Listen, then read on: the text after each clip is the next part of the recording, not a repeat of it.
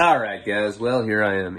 After a long, intensive day of working. I probably worked today, no bullshit, for probably about 14 hours straight. Didn't talk to anybody except for my dad for maybe like 15 minutes today on the phone.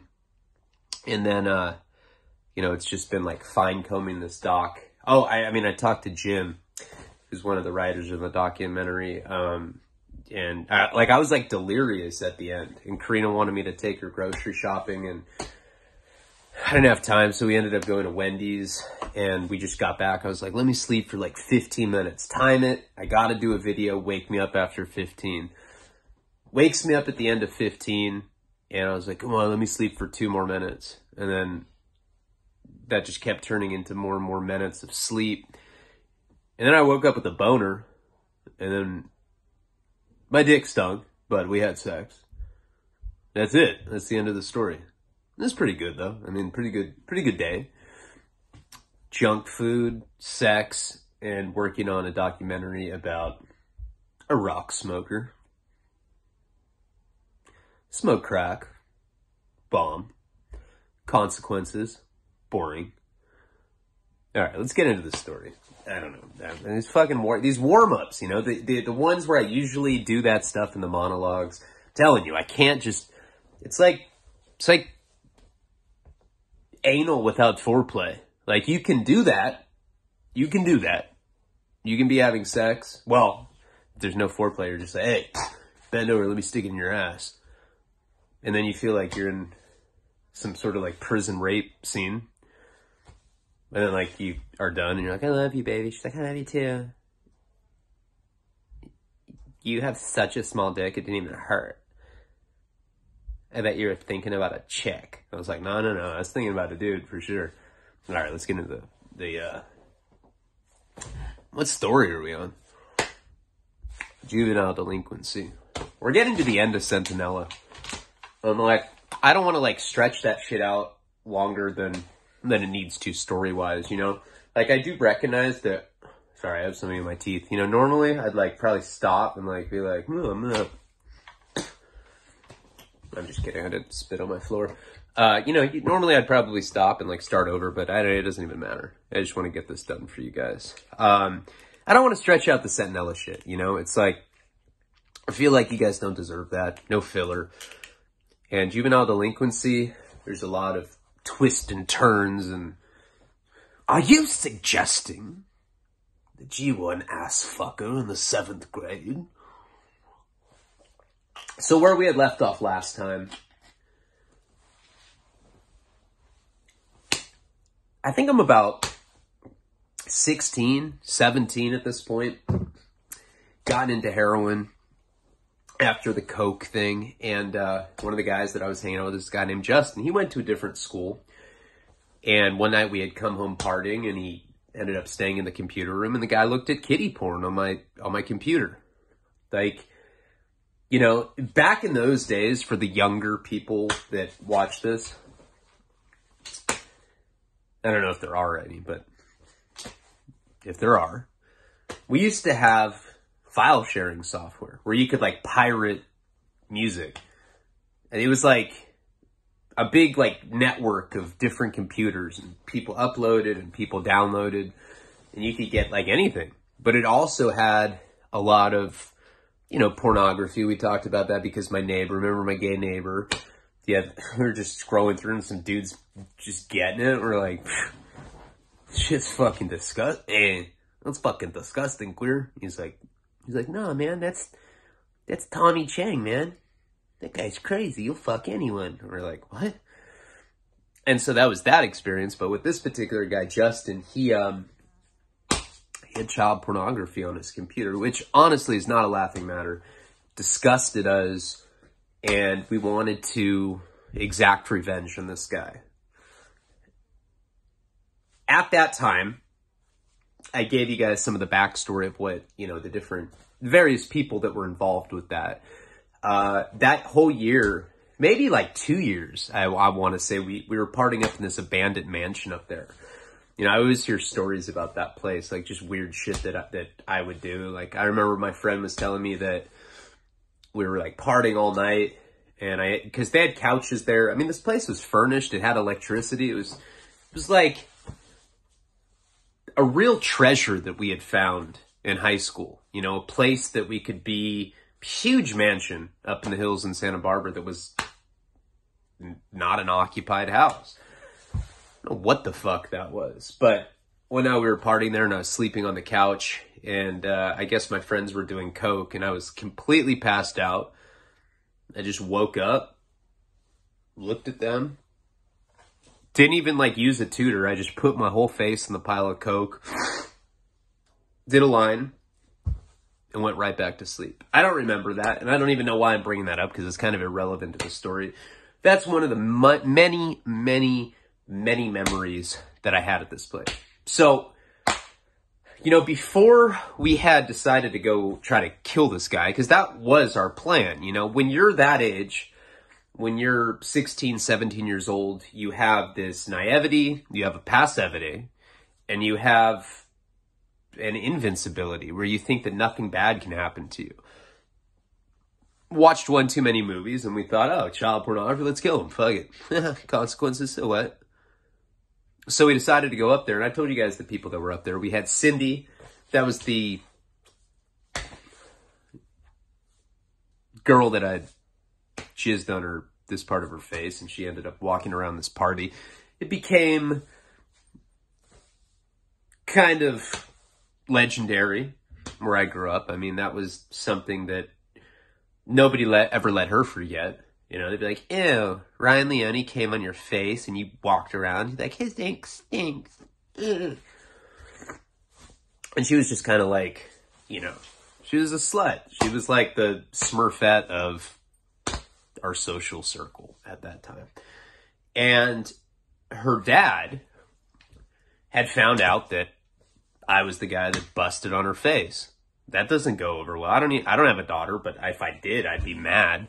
Be mad if somebody did something like that to my son, you know, even though we were the same age, still, it's like, you know, I embarrassed her and I made a fool out of her. This is a thing that I didn't mention last video though, about that guy. So her dad was, first of all, they were rich. They were like very, very wealthy, you know, multi-millionaires. They lived in a town called Montecito. And there were rumors that that guy had molested his own daughter. There was a lot of rumors about that. I had a friend, another girl that I was friends with, had spent the night at this girl's house. And I guess she said that she was sleeping on the floor because she had gotten in a fight with her own parents. And so she goes over to this girl Cindy's house, not her real name, by the way. She goes over to Cindy's house and she was sleeping on the floor because it was like a weeknight and Cindy wasn't allowed to have people over. And my friend, her name was Julia. Julia was sleeping on Cindy's floor because she had gotten in a fight with her parents. So she goes to sleep at Cindy's house. And she said that Cindy's dad crawled in Cindy's bed and was like groping her and like really, really like twisted weird stuff. I always felt bad for her in that regard because she was like, you know, she was a blonde bimbo. She kind of looked like Anna Nicole Smith, that kind of girl, right? Not overweight or anything, just big old bimbo tits and a big old bimbo attitude. Like, oh my God, your nose is cold. You're like, what? It's like completely out of context. It's like we're at the beach at the summer. She's not even touching me. What the fuck are you talking about? I say, I don't know. I'm confused. And then she just like tan. She's one of those kind of girls, right? She wasn't bad looking. And she was the kind of girl that everybody kind of just passed around. She's one of those girls, you know? And then there were rumors that her father had sexually abused her. And I always felt bad for girls like that because I'd been sent away, you know, to Utah, and I was around a bunch of girls that had been victim of sexual abuse. And so I learned from an early age that when that happens to even to a male, a female or male, it goes one of two ways. One, the girl or the guy that gets sexually abused is completely disgusted by anything sexual. That's scenario A. Scenario B is that they think that all they are good for is sex. And they usually take it pretty far. Shit it everywhere! And they're just like doused in cum, and you're like, oh, hey. My nose still seem cold to you? She's like, yeah, so there's so much cum on my face now. But I did feel bad for girls like that. I don't want you to think because I'm incorporating a little bit of levity that I don't feel bad for victims of sexual abuse. Because I do. I really do. And I think that that's a disgusting thing to do to somebody.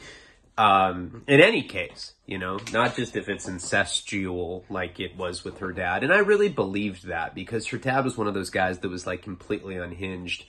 My other friend Jesse had fucked her one night, and this guy like chased her like through like this crazy like woodsy area in the back of her house with like a golf club, and he was like trying to kill him with it. Very Texas Chainsaw-esque. But that's not what made him weird. The fact that he was weird is because he crawled in bed with Cindy. And this girl, Julia, saw him. She, like, had asked her about it. She's like, hey, like, what's up? Like, was your dad just in bed with you? And Cindy's like, I don't know. I don't want to talk about it. And so we were all kind of led to believe that it was true. On top of that, we were friends with a guy, I grew up in Santa Barbara. Santa Barbara is a very, very wealthy town. It's kind of like growing up in a soap opera. You know, everybody's dick stinks. No, I'm just kidding. Just mine. There's a lot of like famous people that grew up in my hometown, right? Like every summer, Michael Jackson. No, I'm just kidding. Michael Jordan, the basketball player, would run a basketball camp. So if you were a local kid in Santa Barbara, you would go to basketball camp and you would get basketball lessons from Michael Jordan. Oh yeah, that's normal. Jack Johnson, the singer, he taught me how to surf. He was my surfing instructor. I grew up with Katy Perry. Back then her name was Kate Hudson. But, you know, she was there. Saw Oprah Winfrey when I was growing up. She lived in Santa Barbara. Michael Jackson lived up in the mountains. Steve Martin lived there. Michael Keaton. Who else?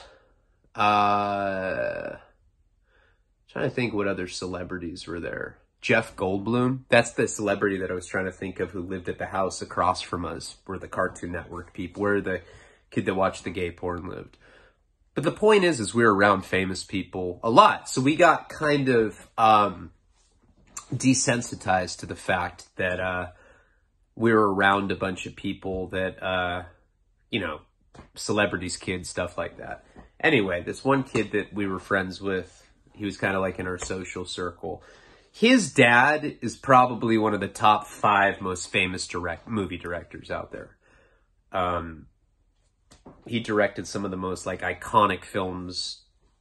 You know, if I said his name, you'd know who he was, but I'm not going to do that. I don't know if this is true or not, but supposedly he had raped this girl, Cindy, this guy's son. And, we never knew if that was true. She didn't seem like the kind of girl that would claim rape, but that's always a very tricky situation.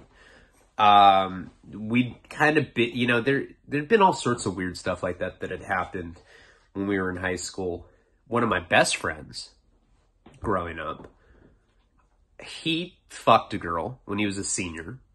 She was a junior. And then her boyfriend found out that my friend had fucked his girlfriend. They were juniors. My friend that fucked her was a senior. So he was 18, they were 17. This guy confronts her about it. He's like, hey, you fucked. He's talking about my friend. Girl's like, yeah, but like I was drunk at a party and I didn't really want to. He was just being very persuasive.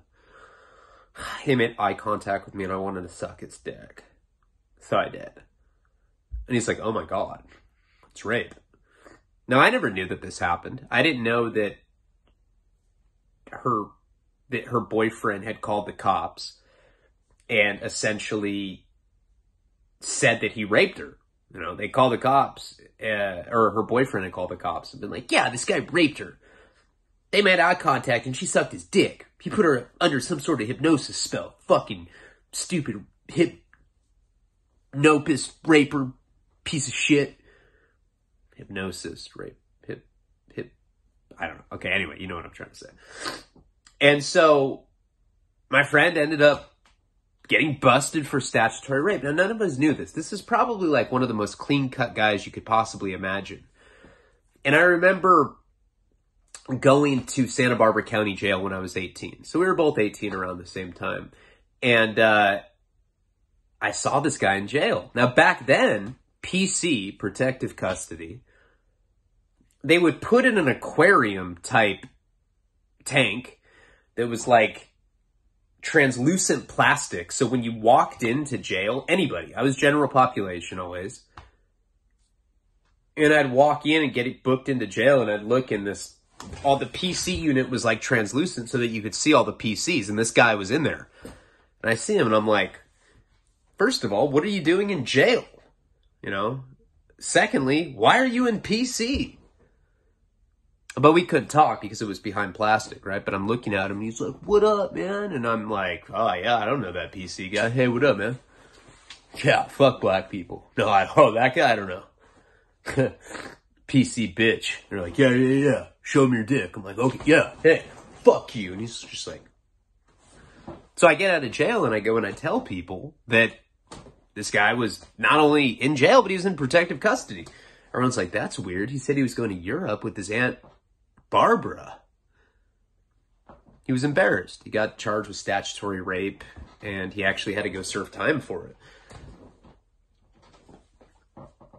Now, let's be clear. I'm fundamentally against rape, child molesters. I think that's the worst fucking thing you can possibly do. I think all child molesters, rapists, should be castrated.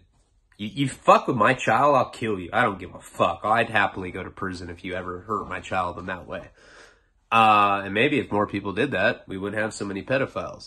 That's like a very, very redneck way to think, but fuck it. I think they all should die. Point is I knew that my friend didn't rape that girl. It wasn't that kind of situation. It's not that kind of guy. There's plenty of guys that are predatory to women, and statutory rape's a real thing, and you should be charged accordingly. But that particular situation wasn't rape. Sorry. That was a chick that he hooked up with that was a grade below him, a junior while he was a senior. They were like maybe 2 months apart. I'm not saying that it's okay to commit statutory rape. What I'm saying is that the only reason that he got charged with it is because she was a little slut. She was cheating on her boyfriend. He got jealous. He told on my friend. My friend ends up going to jail. So it was weird because there were things like that going on back in that time period. People getting accused of rape all the time. This girl, Cindy, had said that this famous director's son raped her. We didn't know if it was true. We didn't know if her dad had molested her. We didn't know what it was. All we knew was that her dad hated me because I came on her face. And here we are, up in this abandoned mansion with Beast, by the way, or with that big crazy guy that I told you the story about when we went and we stole that weed from that grow operation. We hit that like epic lick, and he was crazy. You know, he'd hit his dad with the baseball bat. He took his own braces off so he could have a threesome with these skinhead girls. He was a psychopath. So he was there. Cindy the slut. I hate calling her that because if she was sexually abused, if that's true, I don't want to say that about her. Feel bad for her above anything. You know what? Nowadays, she's on my Instagram. She follows me. I don't follow her back, but she follows me. I see her like my stuff once in a while. And I look and she's just with this straight up billionaire like Indian guy. It's so wild, you know? I'm like, wow. That checks out. All right. She's got like fake tits now and they live in like Miami or something. But those are the people that we were with. And then I was with Poppius, the guy that lived with me. And we were with one other guy. And when we had hit Justin, his head came open I'll never forget that. That was traumatizing. Now, you got to remember, like, at that point in my life, I hadn't been to prison yet. But what I had seen that was really, really traumatizing back then was when I was sent away to Idaho for those programs for troubled adolescents, I saw somebody slit his wrist. He's like, I'd rather be dead than be here. And that always haunted me pretty badly. This was probably like the second most haunting image, you know? He's like, help me! And like his like face was like just covered in blood. It was like rolling down his face. It looked very horrific. It looked like something you'd see in a horror film. And then a car shows up, and it's Cindy's dad, and now he's there. Beast had already taken off, you know? We're just stuck up at this house with this guy that's probably gonna die. And now, Cindy's fucking chomo dad shows up. Cindy! Where are you? Are you with Ryan? I'm like, oh, God. And her and I were, like, out front, right? And so, I don't know how, there was another girl there. And I'm pretty sure, I'm almost positive, that she got scared when Beast had hit this dude with this brick. I think she got scared, and I think she called Cindy's dad and was like, this is where we are. Beast just hit somebody. And that was really what we called him. He was a beast. That guy is psycho. I'm scared of him to this day. And, but anyway. So here we are on the front of this property. And we're really in a bad situation because if the dad goes in the backyard and he sees Justin, we're fucked. He's going to call the police. We might get charged with attempted murder, you know? We might get charged with murder if the guy dies. You know, we don't know what's going to happen. And we kind of come up with, like, you know, the plan where I'm like, hey, Cindy, you need to go tell your dad that you're here so that he doesn't, you know, come looking for us and find this guy, Justin. And she's like, I don't want to. She's all scared of him. And then instantly I'm like, oh, God, this guy is a chomo. He chomoed her, and now he's going to be the reason that I end up going to prison. So I kind of like make her do that, you know? And I was, you know, this girl was like in love with me, I guess, because I had taken her virginity, and like she always, I don't know, it was weird. She like, supposedly I took her virginity. Who fucking knows what the real situation was? But I kind of just made her. I'm like, dude, you have to fucking tell him you're here. Like, you're gonna get us busted. So she like, and like, she's so, I don't want to talk ill of her, but she's not the sharpest tool in the tool shed, right? She's like, Daddy. And I'm like, fuck. And I just drop down. He's like, Cindy, where is that monster? I'm like, monster? What the fuck? And I just like kind of pop my head up. I'm like, what? Why do you hate me? And he's like, you little son of a bitch. And I'm like, and really, I didn't plan this in my mind, but I think this was probably like the smartest thing that could have possibly happened. When I pop my head up, he's like, you little bastard. I start running up the hill. Now, you got to remember, we're like up in this area in Santa Barbara called the Botanical Gardens. So we're like up in the mountains. And there's not a lot of street lights there. It's not illuminated. It's the kind of place where, like, if you get away from a property that's lit up by lights, you kind of run into darkness. So I just started running full speed, like diagonally, like out of his, you know, like out of like the path that was like, you got to understand how this place was. So there's a road. There's like a gravel road. And then this driveway like splinters off. So he was on the driveway. That's where he had parked his car. Where I was like where it was just like all bushes, ivy, stuff like that. So he was like in this clear pathway on the driveway, kind of like approaching me. When I popped my head up and he was like, you little bastard, I run straight. So he's like, I'm like going past the pathway. And I kind of just like go into this like, I don't know, it's like dark and it's wilderness. I can't see anything. I don't know if could like fall off a cliff. I don't know what's going on. I just know that it's like pure darkness. And he's like not going to go off the path. That's the point. That's why I'm explaining this. He's just kind of like looking at me, and I'm scared. I'm running away, but I'm hoping that he follows me, but he won't, because for him to follow me, he would have had to go into this like darkness with all this ivy and all this shit, and he could have fallen down, and he's a pussy. He's a showman. I don't know. He doesn't follow me though. So I'm like running and running and running. I'm getting further away, and I don't even know if he's behind me because it's so dark I can't see. But initially I was looking back and he wasn't following me. He's just kind of like has his hands on his hip like Captain Choma, fucking mad. And I stop and I look, and it's just completely quiet. Like you can hear crickets chirping. You know, it's the middle of the night in Santa Barbara. We're up in the mountains. I was assuming that he was going to run after me and that I was going to be like the guy that distracted him so that he doesn't go in the house. But my adrenaline got the best of me, and I ran away so fast that I guess I just kind of didn't have a plan past just running. So now I'm out in the wilderness, like I'm out in this bush area. I can't hear anything. And I'm just kind of looking back at the house. The only thing I can see in the background is the house where it's lit up, because they had electricity on at this house, even though it was abandoned. So I just kind of, once I realized that he wasn't chasing me and that I was alone, I just stand there out in the middle of nowhere.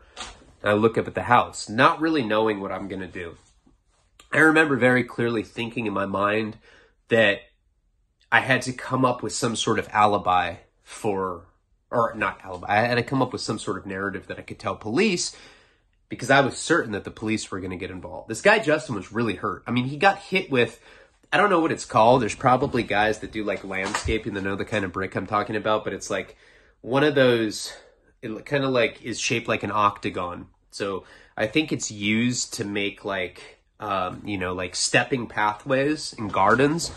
I don't know if that's just a California thing, but it's pretty common here. And that's what he hit him with. So it's like something that's about that big, and it's heavy. It's like that thick. The fact that he didn't die right there and then was miraculous, because it's the kind of thing that should have just killed him instantly, but it didn't. But it did crack his head open. The amount of blood that was pouring down his face, it was obvious of that. And I'm trying to think in my mind what I can possibly say about what had happened that night. You know, if cops had asked me, what would I say? Oh yeah, I know. I was just, no, I'm just trespassing in this abandoned mansion. It's the middle of the night. I'm 17. And, no, I don't know why that guy's head's open. I don't know. I mean, he was at my house last week and he was looking at kiddie porn, if that helps. Sir, put your hands behind your back. I didn't know exactly what I was going to say that could be convincing that I didn't know what had actually happened. The one saving grace is that I wasn't the one that hit him. But I learned even at that young age that when you're involved with something like that, girls tend to crack. They tend to tell. I mean, so do guys at that age, All it takes is for a cop to be like, yeah, you guys are looking at 20 years in prison if you don't tell us what happened. We can't get 20 years in prison. We're fucking minors. But, people would definitely fall for that, and they get scared and then they tell. So I kind of just wait there, and these are the kind of things that I'm thinking. I don't know how much time goes by. Probably about 40 minutes. From where I am and how I can see the house and that there's light from there, I can also see if a car comes or leaves because of the headlights.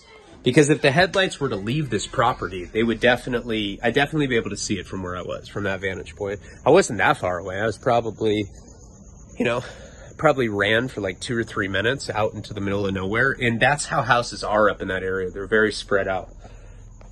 So I waited and waited and waited until the car finally left. So you got to realize like where I'm coming from. I don't know what happened. In my mind, the only thing that I have to work from is the fact that he was at that house for that long. Led me to believe that he definitely went and saw Justin, saw him bloody, then took off, or whatever, maybe took him with him. I was thinking that it was probably a good sign that police didn't show up, because you would think, common sense, that you show up to a situation like that and there's a teenager that's sustained that kind of injury, that you're going to call the cops. But no cop showed up, so that was kind of reassuring. Nonetheless, I was too scared to go back to the house. So I'd say probably an hour from the time that he saw me and he's like, "You little bastard," and I like ran away, was when I started walking back. But I didn't walk back to the house. My parents' house was probably about 6 or 7 miles from there. You know, take me a couple hours to walk back from where I was to their house. So I just walked. And I remember being like super spooked the whole time. Like anytime a car like would drive by, because I started getting to places that were less and less desolate. You know, once I got like down the hill, I started being like on a busier road, and it was like very late, like probably like 2, 3 in the morning at this point, maybe even later than that. But still, I'd see a car, you know, occasionally. Finally make it all the way back to my parents' house, and I just pass out. Go into my room and I pass out.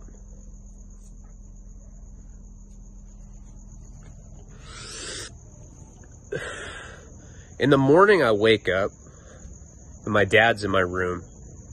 He's like, "Ryan, I need to talk to you." I was like, "Yeah?" And he's like, "Ryan, why is your car not in the parking, or why is your car not parked out front?" And I'm one of those people that can usually come up with something like pretty good, you know, to tell my parents to kind of like ward off suspicion. But I was just completely stuck. I didn't know what to say. And I was like, yeah, I don't know. I was drinking last night and somebody else gave me a ride. Sounded pretty reasonable. My dad looked at me and he gave me this really weird look that I'd only seen one other time in my entire life. And I don't know if I don't think I ever told you guys this story, but when I was 12, I was at a bar mitzvah, and we were calling, we would call 800 numbers, and we would do 1-800, and then I'd put my like old home phone number, you know, and I would always call this hotel, and it was in Vegas. And I was at this bar mitzvah, and I was doing prank calls. Hotel call, because I was into prank calling. Like the Jerky Boys was big back then. And I ended up calling this hotel, and Die Hard with the Vengeance. I think I have told this story. Die Hard with the Vengeance had just come out, and I go, "There is a bomb in a trash receptacle to your right. Try to move." Boom. And like the receptionist was like, "Oh my God." You know, it's like some like big hotel in Vegas. It's like, "What do you want?" And I just hung up, and we started laughing. And my friends like gave me high fives. They're like, "Yeah, you're cool." I was like, "I know I am." The next day, my dad comes into my room. Same exact look that he was giving me this time. Like, it was this look of like grave concern. So I already knew that he knew that something had happened. And the time with the prank call, my dad sat me down and he's like, "Ryan, can you tell me about what happened at the bar mitzvah?" I had no idea. I didn't know that the fucking prank call, you know, I wouldn't have thought that I was in any trouble for something like that. My dad explained to me that he had talked to the FBI and they had actually evacuated that hotel. And I guess some older lady had a heart attack and they were trying to blame it on me. You know, that was like the first time that I was in trouble with the FBI. And that really never turned into anything. And I felt really horrible about that. I was like 12 years old at the time. I was just fucking around with my friends. I didn't realize that what I did would have that kind of consequence. Now I'm 17. It's a little different. My dad has the same look, and I know that he knows something. I was like, "What's up?" Just walks out, you know, shakes his head, doesn't say anything. And that fucking worried me more than anything else. Now, Poppius, the kid that's moved in with me, isn't home either.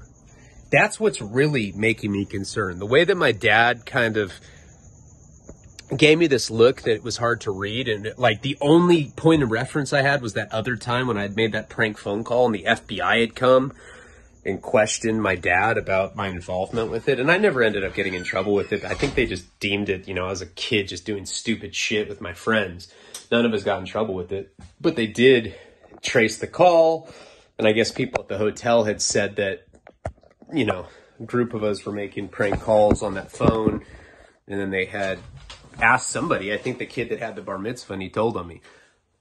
Funny thing, that guy that had, I don't know if you guys remember the story that I did about when I lost my virginity. I think it was like the first Patreon story I ever did when I went to Mexico and I ended up having sex with the chaperone.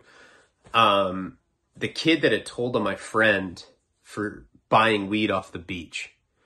That was whose kid's bar mitzvah I was at. And I think he told on me for the prank phone call too, that fucking rat. But anyway, the point is my roommate, my best friend at the time, wasn't there. And he lived with me. My dad's asking me where my car is. I give him some like stupid, obvious lie that, you know, I'd been drinking the night before, which is true. I was drinking the night before. But he knew something that I didn't know. And, you know, I'm freaked out about it. Now, this is the time, too. This is probably like 2002. Not everybody has cell phones. So you can only really call people's landlines. I mean, I think I had a phone back then, but like, I was like one, you know, it's not like everybody else had a phone. I think I did for some reason, but most people didn't have a phone. So it's not like I could call a bunch of people that I was with the night before. I didn't even have people's phone numbers. I don't think I had Cindy's number. And I was just freaked out thinking about what could possibly happen. So I remember leaving my room and going out, making myself a bowl of cereal. And my mom is in the kitchen and she's not talking to me. She's obviously mad at me. And I start getting really freaked out. I get freaked out to the point that I'm like, fuck it, I'm going to go get my dick sucked by the gay neighbor. Fuck this. No, I decided to go over to his house just to lay low for a little bit. Because I didn't know what the situation was. All I knew is what had happened the night before. I didn't know if that guy Justin got killed or not. I didn't know if the police had gotten called. I don't know what happened with Cindy's dad. You got to like realize like where I was coming from. I was just at this house. Something really gnarly went down that we had premeditated, mind you. So that like makes it all the more, you know, illegal what we did. Like it's the kind of thing where we would have all been very fucked for it. And, my parents are acting weird. Car's not there. My best friend lives with me. He's not there either. And they like, my parents won't tell me what's going on. So I just decided to go over to this guy's house to kind of lay low. I go over there. And the way that that house was is, you know, his parents, he was the nephew of these people that own the Cartoon Network. They lived in this huge mansion. And if you go around the side of it, there's this guest house. I don't think that I had seen him since the time that we found like gay porn on his computer and like had a freak out and ran away. But I just showed up there and I knocked on his door. You know, he lived in this little guest house. And he was like, oh, hey. You know, it was like, I hadn't seen him, I think, since then. And I think it was the first time that I realized like how effeminate he was. And I was just like, how did I miss this before? You know? So I ended up telling him the story. Like he picked, you know, he took me into his room. He's sitting there. His boyfriend Teagues is there. He's like, hey man. I was like, hey, what are you guys doing? I'm like, nothing. Just watching some old David Bowie shit. Fucking love eyeliner. I'm just like, god damn, these guys are getting like almost predatory with me. So I explained to them what had happened and they're just like, oh my god. I'm like, yeah. And they're like, I wonder what this means. They get on their computer and they're like, you're going to be in a lot of trouble. This is accessory to murder. And I'm just like, well, what does that mean? I'm a minor. So they're like reading the statutes and stuff in California. And they're explaining to me that even though I'm only 17 and I'm under 18, that if he were to have been killed, like they can't charge you for attempted murder and charge you as an adult. But if it's a homicide, it's discretionary with the judge if they want to try me as an adult or not. And they're like, you could spend the rest of your life in jail. That's all I had to hear, right? And so I basically tell them, like, you think you can give me a ride somewhere? And they're like, sure. They end up taking me to that girl that I was dating, dad's house, Jillian, right? And her dad was like this, like, old Hell's Angel guy. So he was a biker. Now remember, I still have not talked to any of those people that I was with the night before. I have no idea what's going on. I just show up at Jillian's dad's house. It was the only thing I could think to do because my parents were acting weird. They definitely knew something that I didn't know. I don't know why they didn't tell me what was going on, but I think that what I was thinking, like what I guessed in my mind was that they knew that what had happened the night before and they knew that I was the kind of guy that if they told I was in a lot of trouble too, that that I would run like I was doing right now. But then again, it kind of didn't make sense because I was like, well, if they know about it, then the police know about it. And if the police know about it, I'd already be arrested. So I end up getting to Julian's dad's house. And he's like, really is the classic biker guy, you know? He looks like Mark Boone Jr. from Sons of Anarchy, who played, I think, Bobby? I don't know. I've never seen that show. But, you know, like kind of overweight guy, got this like long gray beard. And he really liked me because, I don't know, I was a pretty stand-up kid for that age. I mean, you know, I'd deliver weight for him. He always liked it, the fact that I had a car and that I was willing to like drive like quarter keys, half keys, bricks of coke out to people for him. And he liked employing me to do that because I was a minor. And if I had gotten caught for selling drugs like that or with weight, I wouldn't get in as much trouble as an adult. So it was like less of a liability if he had me driving around. He knew I wasn't going to say shit. I just had this like super irreverent attitude, right? So I ended up getting to his place. He lived out in Isla Vista, which is the college town in Santa Barbara. I had a good relationship with him. He was the kind of guy that I could show up at any time with a problem like this, and I could tell him what was going on, and he was going to be okay with it, you know, and he would help me solve it. So I get to his house, and I explain it to him, and I'm like, I tell him the whole story. I'm like, okay, so this guy was at my house. He was looking at kiddie porn. He's like, whoa, whoa, whoa, whoa. Did you hit him with the gardening brick? I was like, I did. He's like, oh, that a boy. I tell him the whole story, and he's like, oh, man. He's like, let me tell you something. You did the right thing, son. You did the right thing. I'm going to let you stay here. I'm going to let you stay here until it all cools down. Make sure that you are all right. And I'll even let you fuck my little girl while you're here. How's that sound? I was like, you're the best, man. You're like the dad that I never had. Dad that lets me, you know, sell keys of coke and fuck his daughter. He's like, oh, yeah, man. You got it like that with me. So I end up staying with him, right? Checking the news, trying to figure out what happens. The only person that I end up getting a hold of out of all of those people is Beast. Now remember, at that point, we had pulled that lick, and this guy like had always extended loyalty to me because I had helped facilitate this big marijuana robbery that he had done. And that set him for life. Literally, he just got busted a year ago. This happened in 2002. He got busted in 2019 for selling drugs. He had been on a, 17-year run without getting caught. And I was literally like the guy that had kicked it off for him. And he was the crazy one out of the bunch. He was like the really gnarly one. And he's the one that had hit Justin. So I end up calling him. I do get a hold of Beast, and I'm like, hey, man. He always called me Loner. That was like my nickname. I was like, hey, man, it's Loner. Did you hear anything? He's like, about what? I was like, about Justin, dude. He's like, I don't know what you're talking about. I'm like, come on, dude. Did anyone get cracked or what? He's like, not that I know of. He's like, why? What happened? And I started explaining to him that Cindy's dad had shown up. And he's like, oh, Jesus Christ. He's like, how did he get there? I'm like, I think it was the other girl that she was with. And I kind of like told him my theory. So Beast is like, okay, where are you right now? I told him that I was at this girl that I was dating's dad, the biker guy. It's at Jillian's dad's house. He's like, okay, stay there. If I hear anything, I'll call you. If I need to come lay low anywhere, I'm going to come out there to you. I was like, all right, cool. So I'm just kind of like staying at this house. And it was like, I don't know, it was like a 2-bedroom apartment, you know, or like a duplex.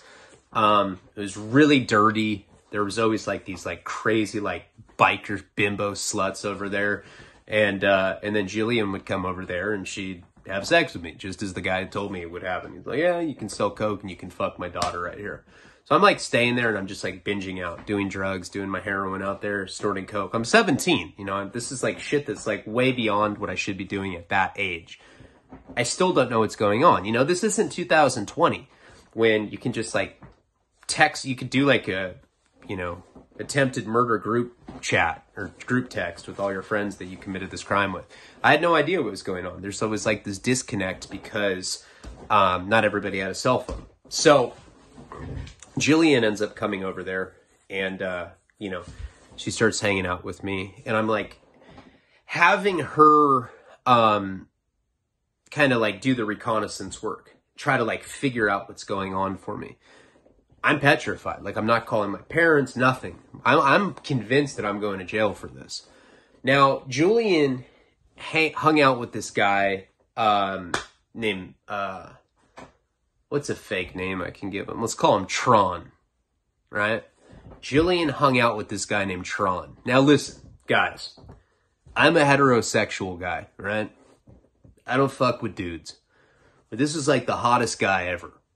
Her friend Tron. She's like, he's just my friend. I'm like, I looked at him. He was like a fucking model. Guy looked like Paul Walker or something. I was like, dude, I don't really feel comfortable with you hanging out with this guy Tron. She's like, don't be insecure. He's just my best friend. Whenever a girl has a best friend and the dude's that hot, you're fucked. You know, I'm looking at myself. I'm like this acne-riddled kid. It's like pretty much on the run for attempted murder or murder. I don't know which. I have no idea what's going on. And usually, you know, sometimes I'd be hanging out with her. She would pick me up. She had like this little convertible. And like sometimes he'd be there with us too. I always felt uncomfortable with this guy. Now that I was actually staying at her dad's house, at the time I was in high school. So I was still going to high school. I didn't really get to see what Jill's life looked like on a daily basis. And when I started staying with her dad during this time period where I was like laying low and just like kind of like helping him sell coke, like I was weighing stuff out for him, all that kind of stuff, I started seeing how much her and Tron were hanging out. And it was like every day. And I don't know, when you can just tell when people have chemistry, you can just tell that it's something beyond friends. He'd like spank her ass. He'd be like, yeah, give me a Coors Light. Thanks, babe. He'd be like, so how you doing, man? You gonna be a senior next year? He had like a mustache. He was like some hot dude with a mustache. I was like, fuck, man. I'm just gonna be completely honest with you, kinda. You're fucking hot, Tron. He's like, I know. And like at one point I even asked him, I'm like, hey man, can you just level with me? Like, are you fucking my girlfriend? He's like, oh, come on. Jill's my best friend, man. You have nothing to worry about. But I was convinced. The longer that I stayed at the house, the more paranoid. And just so you have like a time frame of how long I was over there, it was probably like 2 or 3 days. But when you're 17, it feels like you're there for like a month. And still, I hadn't heard anything. Beast hadn't heard anything. I end up calling my parents' house, calling the landline, hoping to talk to Poppius, my roommate. But every time I call, my parents are picking up, so I hang up. They haven't talked to me for a few days. They're probably getting worried about me. But the way that my dad looked at me the next morning, the way that my mom was being when I was eating the cereal in the kitchen, I knew that they knew something about that night. I didn't know what. And I was petrified of police. So I'm just staying here, doing my coke thing. And I start getting on this very paranoid trip about getting caught. And I also start getting on a paranoid trip about Jillian, fucking Tron. I'm like convinced of it. Her dad lived in like this cul-de-sac, right? So it was like, I don't know, like in the middle of this cul-de-sac, and at the end you'd have to go turn your car around to get out of the cul-de-sac. And he lived in this little duplex in there. And he, like I said, he had all these like unsavory characters coming in and out of there. And I remember it's probably 4th night I'm there. You know, we'd all be there. We'd be snorting coke. You know, Tron and her would be like cuddling on the couch, and I'm just like the bitch, just like snorting lines. And I'm like, hey, do you guys want another one? Yeah, man. Hey, make me another one. Hey, can you go get me a pack of Marlboro Reds? And I'd just be like, God damn, this guy's cool. Marlboro Reds, huh? Smoking like Camel Turkish Golds. I'm like, yeah, I'll go get you the Marlboro Reds, bro. And so she tells me this night that we've been doing coke all day. I haven't heard shit, right? She tells me that she's going to give him a ride home. This guy's still in high school, by the way, but supposedly they're best friends. She's like 21. It's raining outside. It's like pouring rain, torrential rain, right? I'm like, all right. All right, guys. See you later. Have fun. Bye, Tron. He's like, later, Rye. Good seeing you, bro. So they leave. As soon as they leave, I kind of creepily walk out of the house, out of the duplex. And I look down the street, and I see her go to the cul-de-sac where she's going to turn around. And instead of coming back around, she just parks. I was like, I know they're making out or something. I fucking know it. I freaked out. So I walk all the way down this block. Pouring rain. Hair's all fucked up. Water going down my face. I end up getting to the car. I see him fucking her in the back seat. It's literally like in Titanic. There's like all like, you know, there's all the windows are all fogged up and shit. Open the back door. They come spilling out. Oh my God. I'm like, yeah, oh my God. Fucking shocker.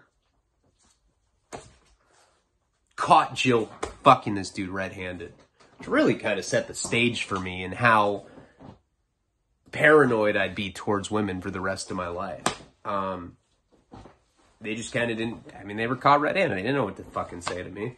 I remember I just started crying. I just was like, you're a bitch. I walked away. Well, now this was awkward, you know?